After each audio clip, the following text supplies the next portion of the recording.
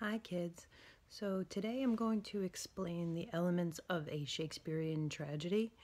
There are a few guidelines that all Elizabethan tragedies usually follow, and during this time I'm just going to explain what the elements are, what the characteristics for the tragedy are, and your job is to take notes.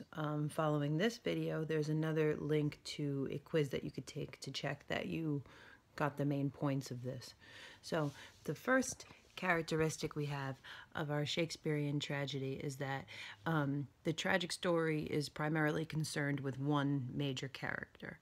This person is the hero who begins the story from a place of really good fortune. He could be better than most people in society due to certain attributes. He might be a king, he might hold a high office in government. There's something special about the tragic hero.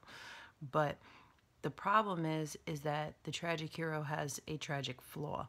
This flaw is what will eventually lead to this character's demise. The tragic flaw usually has something to do with excessive pride, the idea that they somehow come to think that they're better than others, but it may be other factors that may contribute to their tragic flaw. When we think of Romeo and Juliet, Romeo and Juliet's tragic flaw was the fact that they were too impulsive. They didn't think before they acted, and as a result, it led to their deaths in the end. Another element to take into consideration is that the tragic hero is always influenced by outside sources, which contribute to the conflict in the story and eventually lead to that downfall of the main character. In the end of the resolution section of a Elizabethan tragedy, the main character meets their demise in the catastrophe. This could mean death, but not necessarily. Basically, what happens is the person falls from being from a very fortunate place to a very unfortunate place. There are also certain characteristics for tragic heroes that they usually they act very impulsively in general.